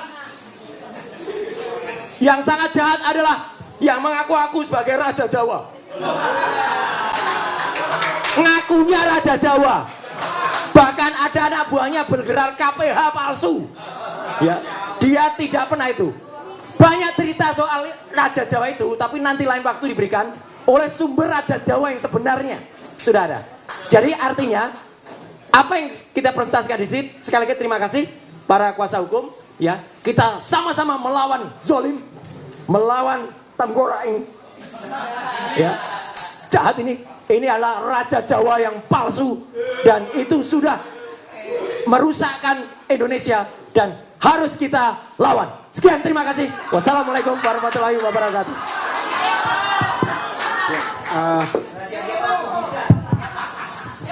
Ini saya agak bingung nih. Ini jumpa pers atau apa? Tapi yang pasti adalah asli. Terima kasih Pak Samsul Jalal, Manajemen Purnawirawan. Terima kasih sudah hadir gitu ya. Teman-teman sekalian, untuk efektifnya sekarang ke Pak Saididu. Ini apa yang terjadi sebenarnya negeri kita ini? Kok semakin seperti tidak beradab gitu loh. Saya persilakan Pak Saididu. Assalamualaikum warahmatullahi wabarakatuh. Saya pikir bangsa Indonesia harus menyimpan semua dokumen elektronik hari ini, siapa-siapa yang hadir di tempat ini. Karena saya menganggap orang-orang inilah yang menyelamatkan bangsanya.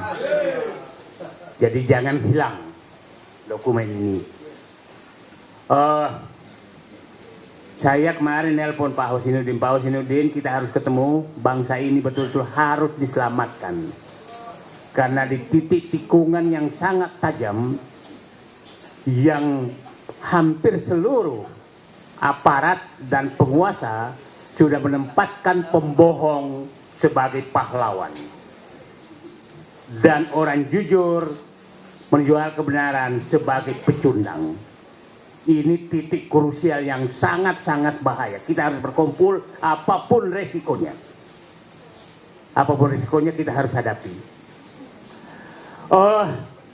Saya memberikan penghormatan dan mungkin ya ngambil contoh lah.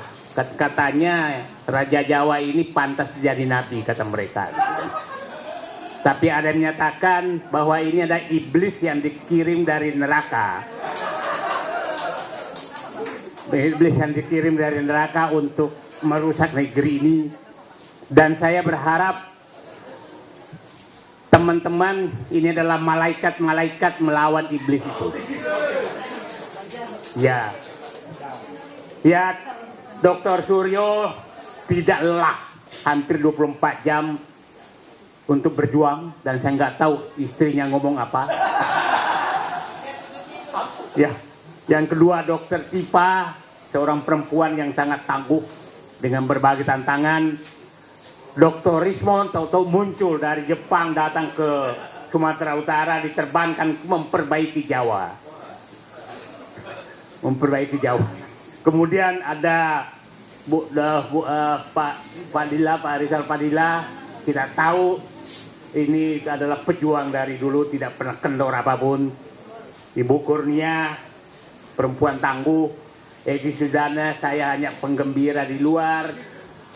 Dan kita semua akan ada di belakang bapak-bapak. Insya Allah, bapak jangan kendor satu senti pun. Ijazah palsu, menurut saya ada 5 kebohongan yang mau disembunyikan oleh mereka.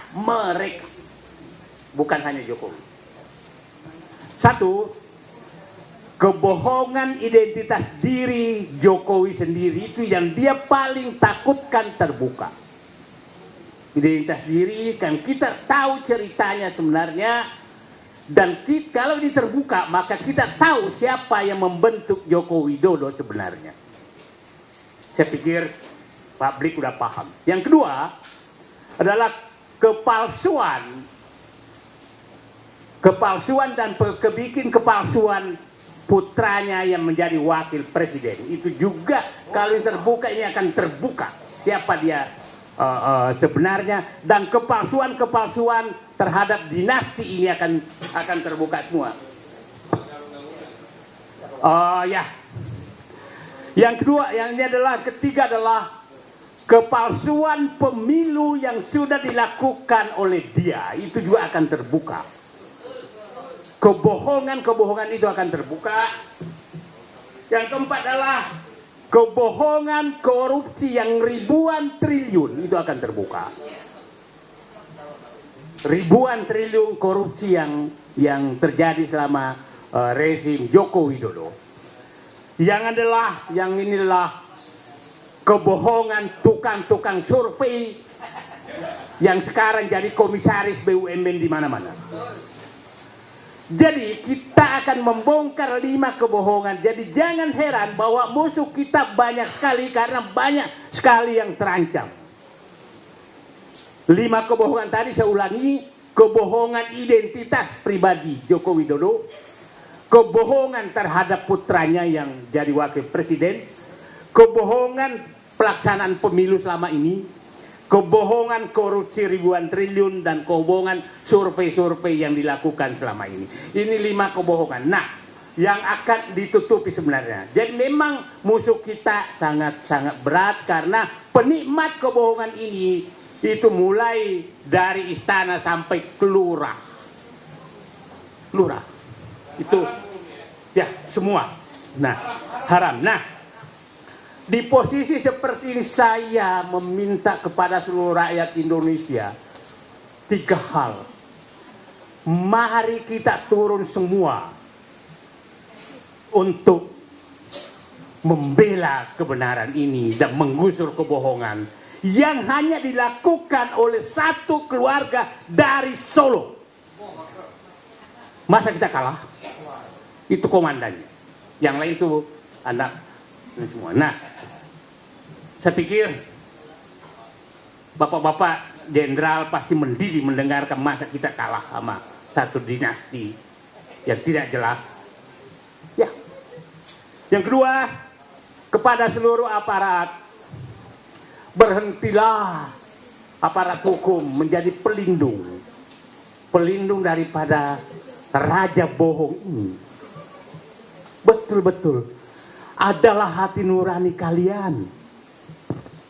Saya berharap 3-4 orang yang pernah jadi pelaku utama raja bohong ini mengakulah.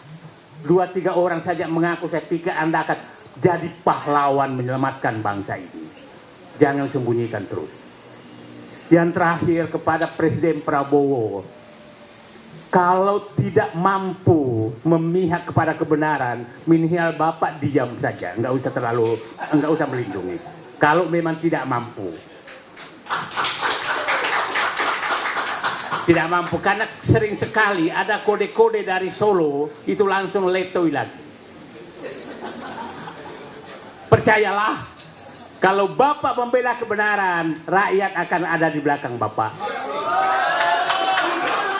Tapi apabila Bapak takut terus dari raja bohong, maka batas rakyat juga ada sabarnya. Kami masih menaruh harapan pada Bapak, tapi rakyat juga ada batasnya. Kalau raja bohong ini selalu diistimewakan, maka rakyat akan keluar dengan hati nuraninya. Hanya itu saja dari saya. Hari ini titik tikungan yang sangat tajam kepada seluruh rakyat Indonesia. Bersatulah menggusur raja bohong ini untuk menyelamatkan negara. Mulai dari Sabang sampai Merauke, turunlah, jangan diam demi bangsamu. Coba kita lihat, mulai kemarin di Aceh coba diganggu oleh menantunya, di Papua dia coba ganggu lewat lewat oligarkinya dan lewat yang memberikan Raja Jawa, yaitu Bahlil. Jadi semua tinggal menunggu waktu akan dihancurkan oleh mereka kalau kita diam. Saatnya melawan. Bismillahirrahmanirrahim. Assalamualaikum warahmatullahi wabarakatuh. Ya, teman-teman, saya tidak akan menanggapi 5 kebohongan itu ya. Tapi ini mengingatkan bahwa kalau teman melek informasi, ada kasus korupsi di Pertamina, dugaan kasus korupsi 286 triliun. Hampir setengah triliun kan gitu. Itu baru satu kasus. Celakanya bukannya diperbaiki, tapi komisarisnya adalah dari para lembaga survei. Saya ke Pak Majen Sunarko, saya persilakan. Majen Purnawirawan gitu ya. Dan saya ingatkan alhamdulillah kumisnya masih mempesona, nggak ada yang berani nyukur. Jadi nggak ada yang berani nyukur itu, sok-sokan aja itu.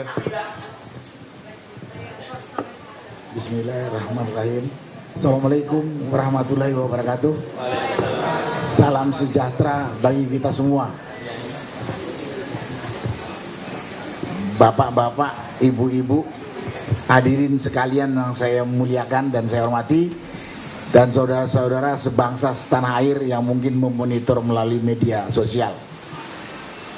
Seperti tadi yang disampaikan oleh Pak Said Didu, saya di sini sebetulnya sebagai penggembira, ya, karena yang bermain, yang perang mati-matian sini adalah tim penasihat hukum, tim advokasi anti kriminalisasi dan sebagainya itu.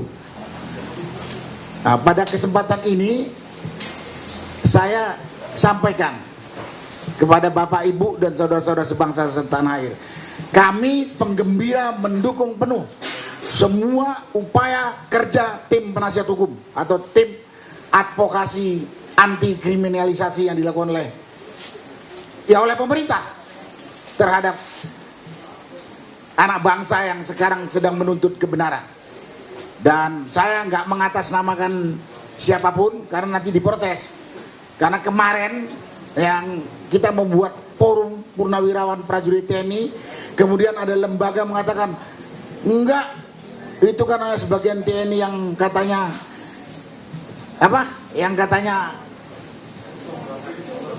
sakit hati, nggak kebagian, saya nggak dan sebagainya. Karena itu sekarang saya tidak mengatasnamakan siapa, tapi mengatasnamakan diri saya dan teman-teman yang sehati dengan saya untuk mendukung tim advokasi anti kriminalisasi yang sekarang sedang berjalan, terutama yang menuntut ijazah palsu Jokowi di Barreskrim, dan kemudian juga mendukung tim ini yang dikriminalisasi, yang dituntut oleh si Jokowi sendiri gitu. Saya beberapa waktu yang lalu sudah pernah berkata,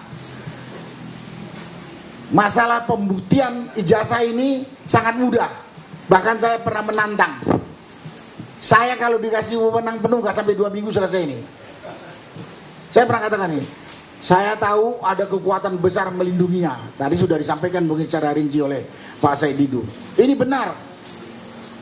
Terbongkar satu ini, mungkin ratusan atau ribuan individu ikut terbongkar. Dan terbongkar semua kasus kebusukan, kecurangan, kedoliman dari mulai 2014 sampai hari ini. Karena itu mereka sekarang bersatu menghadapi kita. Karena itu saya mengulang lagi apa yang disampaikan oleh Pak Said Didu. Mari kita seluruh rakyat Indonesia bersatu melawannya. Dari Sabang sampai Merauke. Jangan masa bodoh. Jangan masa bodoh. Ini kelanjutan negara kesatuan Republik Indonesia yang telah didirikan oleh orang tua kita dengan darah dan jiwa. Dan ini juga untuk menjaga kelangsungan hidup anak cucu kita. Jangan diam saja. Jangan takut. Jangan takut. Ya, jangan takut. Kalau kita ngelihat atau mendengar keterangan kronologis dari tim penasihat hukum, terutama dari Pak Roy Suryo, Pak Kojinuddin, Pak Rizal Padilla, udah terang benderang. Sudah terang benderang kalau Jokowi menggunakan ijazah palsu untuk menduduki jabatan dari wali kota, gubernur sampai presiden. Dan sekarang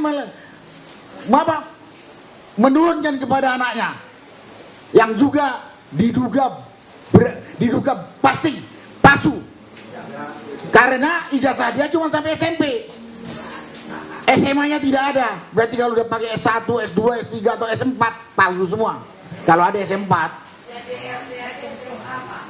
Jadi RT aja SMA gitu. Jadi justru pada kesempatan ini saya mengajak saudara-saudara sebangsa setanah air jangan masa bodoh. Ini menyangkut kelangsungan hidup negara, kelangsungan hidup anak cucu kita.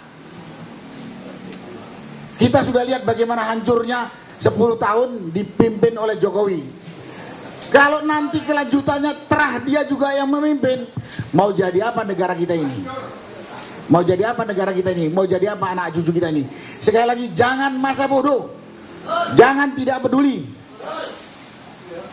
Itulah dukungan saya kepada tim dan himbauan saya kepada rakyat. Kemudian kalau saya boleh memberi komentar dengan kasus sedang berjalan ini, saya sebenarnya mendengarkan kronologis penegakan hukum yang ada di Indonesia sejak 2014 sampai hari ini. Perut saya itu mual untuk nggak sampai muntah. Karena itu saya bilang jangan masa bodoh. Kita lihat kematian sekian 800 lebih petugas KPPS. Apa ada pengusutan hukum? Kasus kematian kilometer 50 anak buahnya Habib Rizik. Apa ya? Bukan itu penyidikan atau penyelidikan, penyidikan dan pengadilan dagelan. Kemudian kasus Sambo. Belum lagi para aktivis yang unjuk rasa. Kemudian ada kasus kecil-kecil di mana? Maksudnya bukan kecil, dari jumlah korban kecil di Kendari ada mahasiswa tertembak saat unjuk rasa, nggak jelas. Kanjuruan 130 lebih, nggak ada proses. Jadi kalau kita diam saja sekarang dengan kasus yang sekarang sedang diupayakan oleh tim penasihat hukum anti kriminalisasi yang dipimpin oleh Pak Selestinus CS ini akan terjadi lagi dagelan-dagelan yang lalu. Nah, kalau itu berlanjut terus, hari ini baru yang tadi saya sebutkan, besok, lusa atau yang akan datang bisa saja terjadi pada kita atau anak cucu kita. Mau kita? Ini kelompok-kelompok tadi dikatakan Mak saya dulu, saya ngulang saja. Katanya ini utusan neraka atau perwakilan neraka dikirim ke dunia gitu. Nah ini kan kalau dibiarkan berarti dia akan membawa kita ke neraka semua nanti. Apa mau? Sekarang kita lawan. Sekarang kita lawan. Tidak ada yang bisa kita harapkan dari kumpulan orang-orang busuk, curang, pembohong, tidak jujur. Kalau mereka memerintah atau memimpin negara, nggak ada yang bisa diharapkan dari orang-orang seperti itu. Saya ingat teman saya pernah ngomong ini. Saya sebut aja teman saya ini, Pak Refli Harun. Saya nggak akan mau masuk kelompok pemerintahan yang saya tahu dia duduk di situ dengan hasil kecurangan. Dan saya bilang yang saya ikutin Pak Refli. Karena kita tahu penipu, pembohong, manusia serakah dan rakus. Kalau mengelola satu organisasi atau mengelola negara, tak ada yang bisa diharapkan untuk rakyat secara adil. Pasti hanya berpikir perutnya, perut keluarganya, dan perut kroninya. Padahal kita punya hak yang sama untuk menikmati semua kekayaan alam negara kita yang begitu kaya raya. Karena itulah, mari kita berjuang untuk kelangsungan negara dan bangsa kita. Dan mari kita berjuang untuk anak cucu kita. Dan ingat, tak ada yang bisa diharapkan kebaikan dari orang-orang licik, rakus, tidak jujur. Tak ada. Jangan terkecoh dengan berita-berita di medsos yang mengatakan, oh Jokowi sudah melakukan ini, pemerintah sudah melakukan ini, dan lain sebagainya. Itulah komentar saya dan ajakan saya kepada rakyat. Dan kemudian yang berikutnya yang perlu saya sampaikan, Dipersingkat Pak ya. kepada aparat TNI maupun Polri, Anda memang punya kode etik, tunduk, setia, taat kepada atasan. Kalau atasanmu itu jalan on the track sesuai konstitusi. Kalau tidak, Anda tidak punya kewajiban mengikuti perintah atasanmu. Malah kau yang akan ikut masuk neraka. TNI, Polri, dan penegak hukum lain. Saya bekas tentara. Jadi jangan dipotong-potong. Kode etik di TNI dan Polri mengatakan kita harus tunduk, setia, taat kepada atasan. Itu sebetulnya ada kelanjutannya. Kalau atasan atau pimpinan on the track dengan konstitusi, keluar dari track konstitusi, lawan. Jangan kamu ikut masuk neraka nanti di akhirat. Itu kepada aparat. Ini saya lihat dalam penegakan hukum sekarang ini. Yang saya katakan mudah banget membongkarnya. Tapi kelihatan aparat, dalam hari ini polisi, melakukan tindakan-tindakannya absurd, gak masuk akal. Gak malu. Gak malu Anda. Malu keluarga, malu anak cucu, atau nanti kalau udah mati dicatat polisi atau penegak hukum mungkin juga ikut TNI dalamnya, bongkar gitu aja nggak bisa katanya. Saya nggak percaya yang katakan polisi tidak mampu atau tidak profesional. Yang ada polisi dan aparat penegak hukum tidak jujur, tidak adil. Itu fakta yang terlihat. Karena dia tergabung dalam konspirator, melindungi kebusukan yang sudah sejak 2014 itu. Dan terakhir saya cuma mengimbau atau minta atau teriak kepada Presiden Republik Indonesia ini, Presiden Prabowo, kemana bapak-bapak dengan kasus-kasus yang begitu ringan saja kok bikin gaduh bangsa ini. Tapi gaduh ini saat ini kalau berlanjut bukan gaduh Pak, mungkin kita bisa pecah belah. Karena aparat yang Bapak kendalikan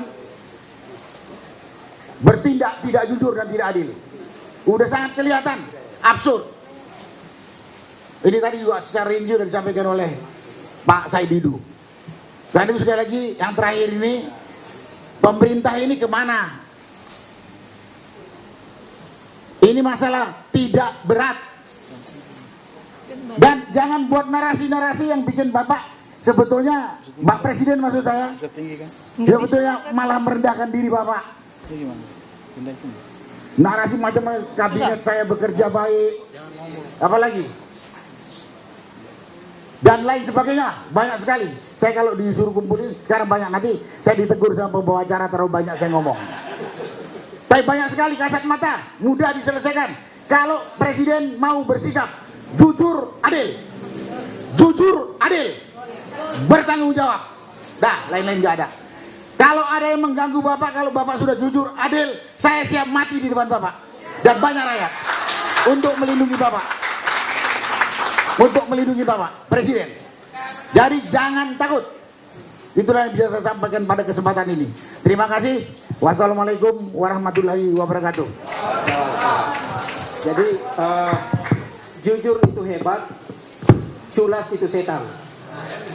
Ke Bu Kurnia, sikat ya. Karena sudah jam, saya mau masuk dulu.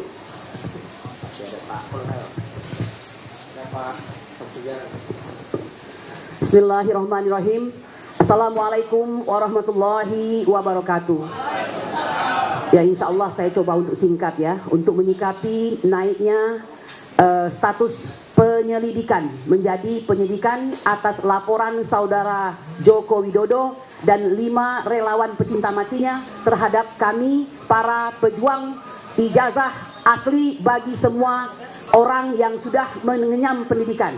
Ya, kami ingin mengatakan apa yang disampaikan pada hari ini tertera di mata kita semua bahwa mohon maaf Kepolisian Republik Indonesia seperti telah melakukan suatu terus-menerus pelayanan kepada Joko Widodo.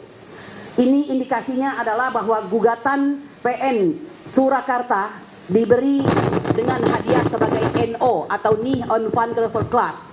Kemudian sebagaimana kita ketahui ijazah dinyatakan identik. Dan yang ketiga, laporan di Polda ditindaklanjuti. Kami ingin mengatakan ini adalah merupakan suatu akrobat politik. Akrobat politik itu apa sih? Kalau kita ingat akrobat itu adalah suatu harusnya prestasi fisik yang luar biasa dalam hal melibatkan kelincahan dan keseimbangan. Ya, ini mengenai sirkus fisik trik begitu. Dan ini tidak dibutuhkan dalam penegakan hukum.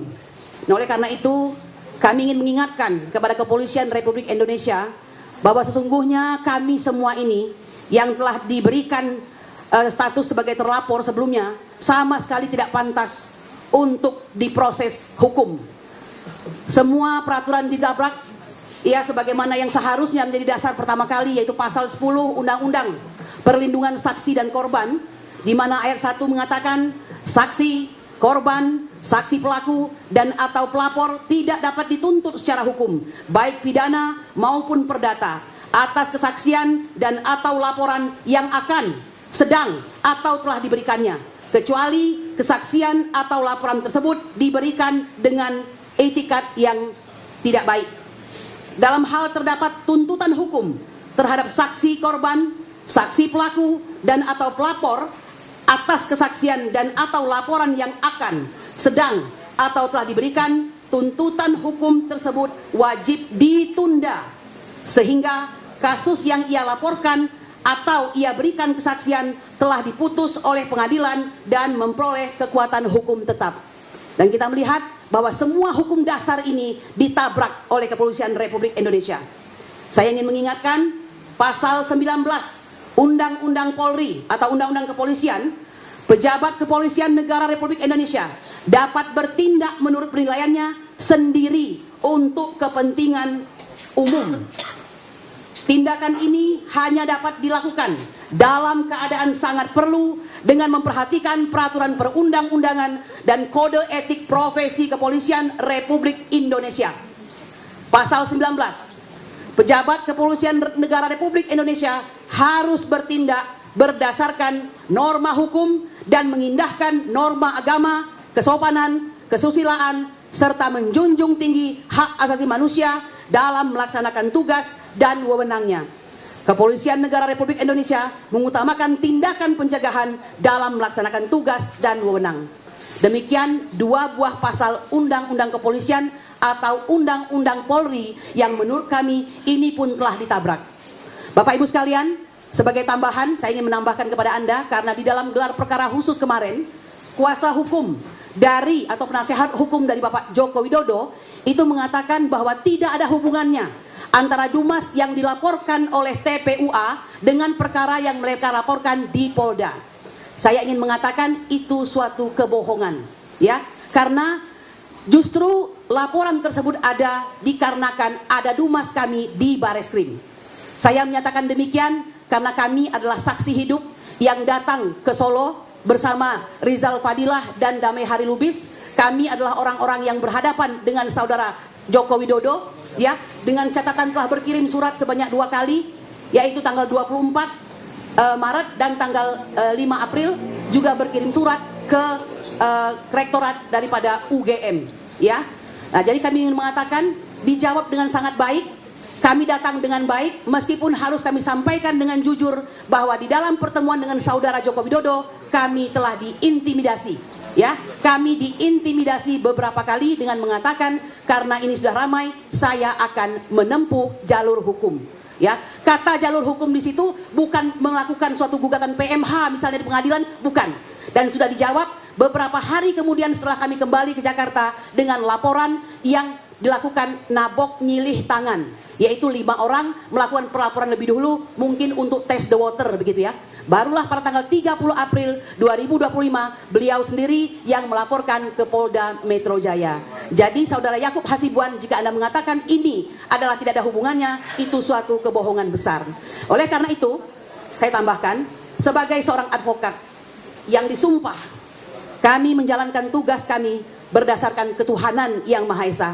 Oleh karena itu, kami mengingatkan saudara kami se-Integrated Criminal Justice System Polisi Republik Indonesia untuk mengingat kembali surat An-Nisa ayat 135 yang berbunyi, wahai orang-orang yang beriman, jadilah kamu penegak keadilan, menjadi saksi karena Allah, walaupun terhadap dirimu sendiri atau terhadap ibu bapak dan kaum kerabatmu. Jika dia yang terdakwa kaya ataupun miskin, maka Allah lah yang lebih tahu kemaslahatan atau kebaikannya. Maka janganlah kamu mengikuti hawa nafsu karena ingin menyimpang dari kebenaran. Dan jika kamu memutarbalikkan kata-kata atau enggan menjadi saksi, maka ketahuilah Allah Maha mengetahui terhadap segala sesuatu apa yang kamu kerjakan. Demikian yang bisa saya sampaikan. Semoga kiranya keadilan segera datang. Subhana rabbika rabbil izzati amma yasifun wa salamun alal mursalin walhamdulillahi rabbil alamin. Assalamualaikum warahmatullahi wabarakatuh. Ya, berikutnya terakhir ke Pak Maijen Pernegaraan Samsul Jalal. Pakai mic. Sudah itu kita kalau ada tanya jawab ya, saya ini. Nanti teman-teman pengacara lain yang menjawab ya kalau.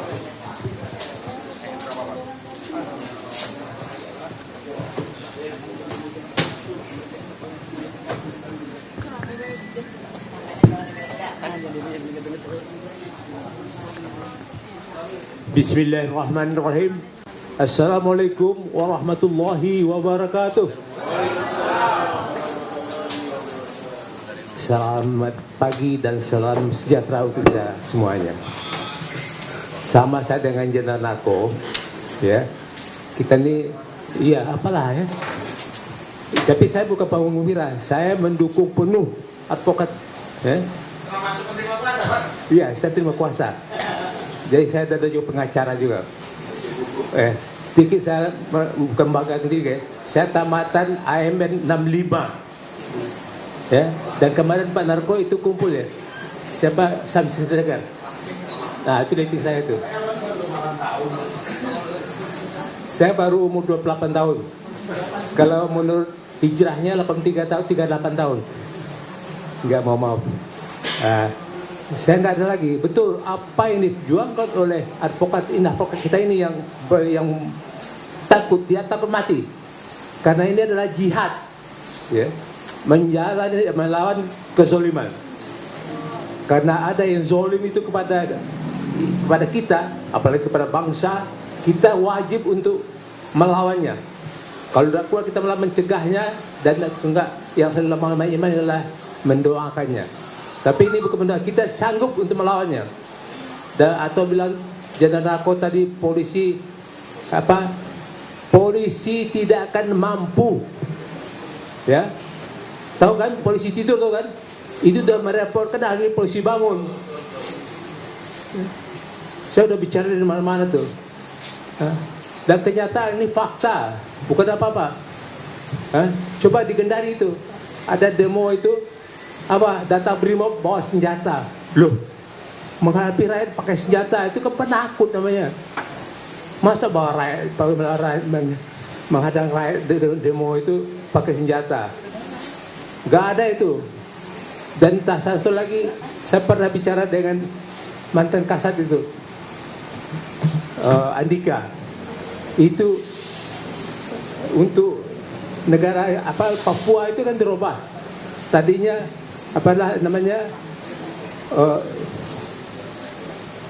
bendera ini itu untuk Irian Jayapura itu, Irian Barat itu kan dirubah menjadi KKB, kelompok kriminal bersenjata. Loh, kenapa dirubah? Mengapa nggak tetap OPM? Kenapa? Kalau sudah menjadi KKB itu adalah anunya polisi, dan saya bisa polisi nggak akan mampu, saya bilang. Buktinya yang bergerak sana siapa? Pasti tentara, TNI. Dan yang korban yang meninggal, yang gugur itu TNI. Polisi nggak ada yang gugur, nggak ada yang tewas karena penakutnya itu. Jadi ini nggak ada. Saya juga terima kasih kepada pengacara-pengacara yang hadir. Mari kita berjuang. Jangan takut, jangan gentar. Ya. Dan kami Purnawirawan tidak ada istilah Pak Narko sudah nggak aktif lagi. ingat prajurit prajurit tentara yang tua ini tidak akan pernah mati. Nah, ya. All soldiers never die, ya, betul. Dan kami tidak akan pernah berhenti berjuang demi negara bangsa dan negara yang kita cinta ini. Ya. Gak ada, tetap berjuang, hidupkan kebahagiaan kita ini dengan melakukan perjuangan yang terus menerus. Merdeka! Allahu Akbar! Terima kasih. Wassalamualaikum warahmatullahi wabarakatuh.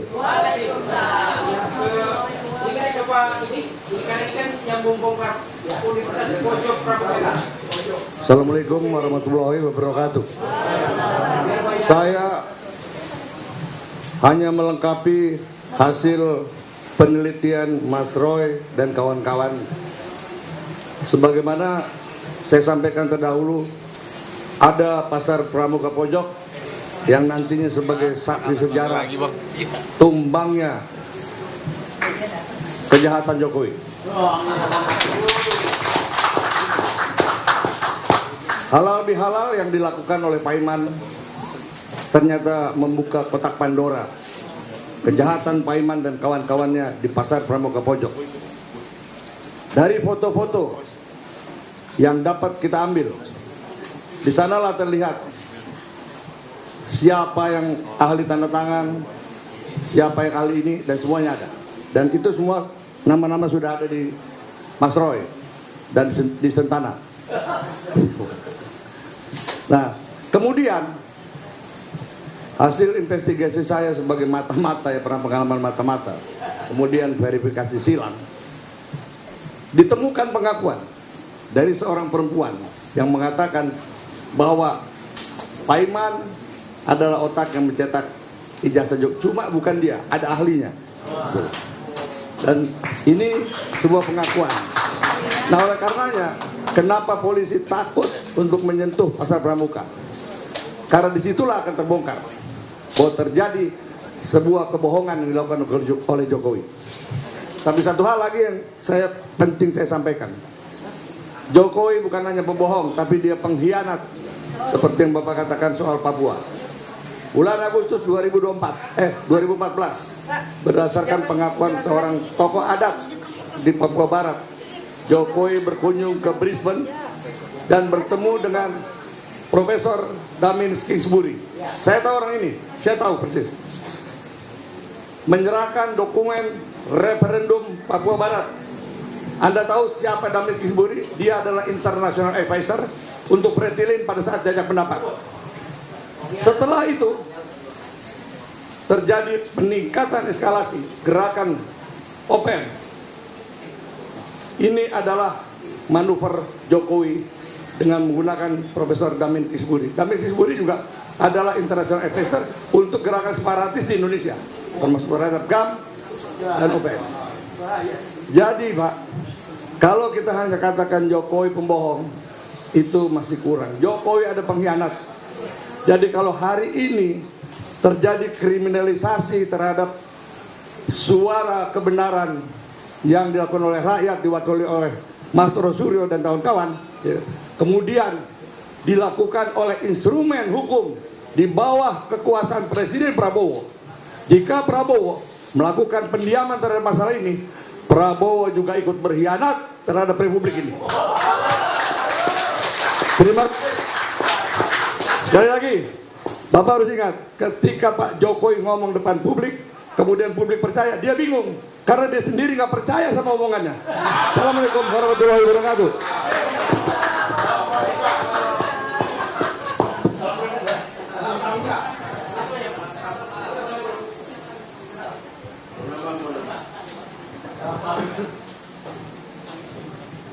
Ya, mohon maaf. Ini ceritanya yang sekarang ini adalah pengalian isu, ya, pengalian isu. Jadi semuanya Roy Suryo saya itu dikriminalisasi.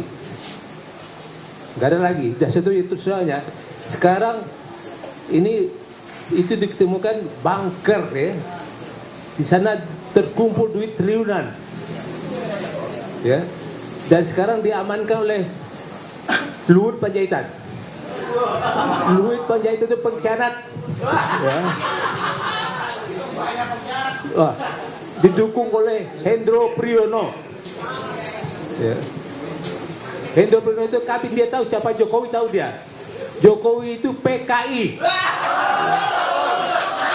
Dia bukan dilahirkan di Solo, tapi dilahirkan di Desa Boyolali. Ya. Itu nama Desa Giriroto. Semua itu orang PKI. Jadi ini yang perlu kita sadari, bahwa sekarang si Luhut itu, ya, dia berusaha bagaimana untuk mengambil bangkernya itu, supaya jangan diambil oleh yang lain-lain dulu. Makanya ini dialihkan isu ini supaya kita ribut, jangan ijazah palsu. Ijazah palsu itu sudah palsu ya, jelas. Ya. Tapi polisi ini ya, polisi saya bilang itu polisi tidak benar.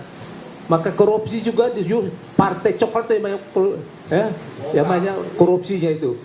DPR semuanya itu korupsi. Sudah di DPR itu Ciptaning, sama Eko, Oneng, itu banyak lagi. Itu PKI. Dan kita sekarang dikendalikan oleh PKI gaya baru. Maka kita diadu domba. Maka kita yang hadir di sini dan semua rakyat bangsa Indonesia jangan terpengaruh oleh PKI gaya baru. Kita diadu domba. Maka kita sadar sekarang bahwa kita harus tetap berjuang. Insya Allah Allah bersama kita. Allahu Akbar. Terima kasih. Baik teman-teman sekalian, karena waktu gitu ya. Kecuali nanti kalau ada yang mau bertanya, ini semua ada tim lawyer untuk bisa menjawab gitu ya. Ada Basam Sejalin, ada Bantendri, Banjahmada, Membeli. Ini banyak nih. Bang Medi siap gitu ya. Jadi di belakang ini. Jadi yang tertinggi, yang maha tinggi gitu ya. Baik teman-teman sekalian, suruh. Oh ya, tertinggi. Teman-teman sekalian, saya kira kita akhiri ya, karena mau juga ke Bareskrim dan lain-lain gitu ya. Terima kasih atas kehadirannya semua. Sekali lagi para tamu yang mensupport gerakan teman-teman Mas Roy. Sekali lagi ini bukan perjuangan Mas Roy gitu ya. Bukan untuk diri, apalagi keluarganya sudah terganggu, tapi untuk kita semua.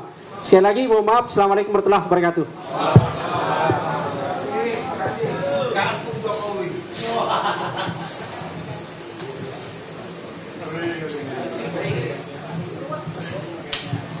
What?